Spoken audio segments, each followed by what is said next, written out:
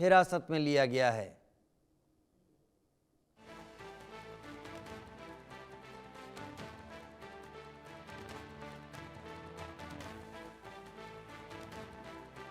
कश्मीर से एक महिला डॉक्टर को हिरासत में लिया गया, ऐसा लग रहा है। इस ब्रेकिंग को जो हम बता रहे हैं अभी हमारे आउटपुट डिपार्टमेंट से, हम और इसमें विस्तार लेंगे कि क्या ये डॉक्टर शाहीन से अलग है। अजय जांडियाल मेरे साथ इस वक्त जुड़े हुए हैं। अजय, ये कौन सी डॉक्टर हैं जिन्हें अब हिरासत में लिया गया है?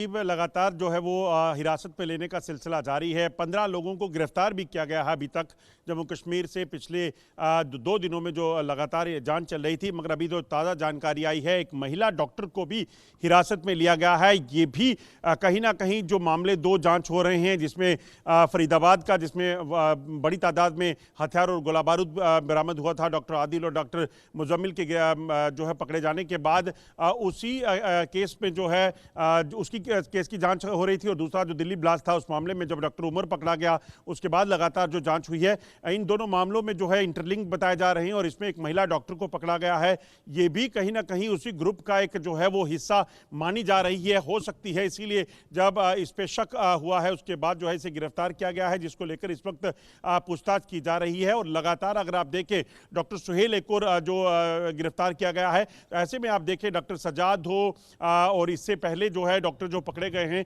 लगातार इसी तरह से व्हाइट कॉलर टेररिज्म को बढ़ावा देने की जो कोशिश की गई है दुश्मन की तरफ से सरहद पार से, उसका कहीं ना कहीं एक बड़ा खुलासा है। और इसी खुलासों को कहीं ना कहीं देखते हुए लगातार रेड्स चल रही हैं। जो जानकारियां हैं, पिछले 24 घंटे में 200 से ज़्यादा लोगों की हिरासत में लेकर पूछताछ चल रही है। 15 लोगों को गिरफ्तार कर लिया गया है, जिसमें कई डॉक्टर हैं, कई जो अन्य लोग हैं जिनको गिरफ्तार किया गया है। और ये सारे के सारे जो है कहीं ना कहीं तब पकड़े गए हैं जब इनके लिंक्स निकलकर सामने आए हैं। जो टेक्निकल एविडेंस हैं, डिजिटल एविडेंस मिले हैं, उनके जांच के बाद जो कई मोबाइल बरामद हुए थे, उनकी जांच के बाद जो है इन सभी के कनेक्शन जो हैं वो निकले हैं, जिसके बाद इनसे पूछताछ चल रही है। और जो भी सबूत हासिल होंगे, उसकी बिना पर जो है आगे गिरफ्तारियां होंगी। और कहीं ना कहीं इस पूरे नेटवर्क को उखाड़ फेंकना राजीव बहुत जरूरी हो जाता। और सबसे बड़ी बात आपको बताऊं, दिल्ली धमाकों के बाद जब ये खुलासा हुआ है कि कैसे विस्फोटक बिना एक्सप्लोजिव के, बिना आरडीएक्स के विस्फोटक बनाकर इस तरह से लोगों की हत्याएं करने का प्लान जो किया गया है, उस प्लान को उसके खुलासा करना और उसे कहीं ना कहीं पूरे तरीके से एक्सपोज करना बड़ा जरूरी हो जाता है।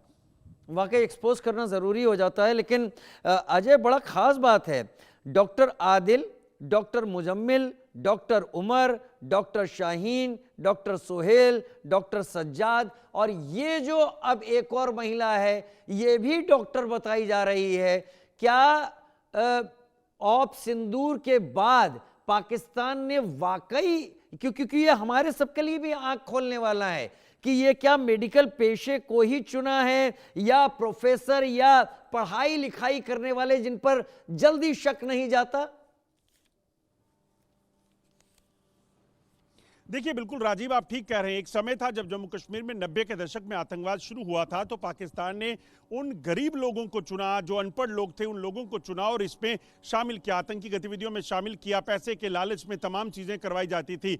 और उसके बाद जब देखें तो पिछले कुछ सालों में जो लगातार आतंकी मारे गए, उसके बाद जो आतंक का नेटवर्क था उसको उखाड़ फेंका। जो लोग टेरर फंडिंग करते थे उनको जेलों में भेजा गया, चाहे वो हुर्रियत थी या तमाम सेपरेटिस्ट लीडर थे, उनको जेलों में भरा गया। उसके बाद पाकिस्तान के लिए यहां पर जम्मू कश्मीर में आतंकी गतिविधियों को चलाना मुश्किल हो गया था। ऐसे में पाकिस्तान की ये नई चाल दिख रही है, व्हाइट कॉलर टेररिज्म। क्योंकि क्या होता है कि जब आप किसी अनपढ़ को या किसी कम पढ़े लिखे को आतंकी गतिविधियों में शामिल करते हैं, तो उसको जो पैसा बंद हो जाएगा मिलना, तो उसकी कामकाज या वो चीजें जो वह नहीं करता था, रिक्रूटमेंट नहीं हो पाती थी। ऐसे में मजहब के नाम पर, जिहाद के नाम पर, इस्लाम के नाम पर इन पढ़े लिखे लोगों को शामिल किया गया होगा और उसी के व्हाइट कॉलर टेररिज्म को तैयार किया गया था, जिसका खुलासा जो है का भी रुख कर लेता हूं। अजय बने रहिए आप मेरे साथ। Colonel TP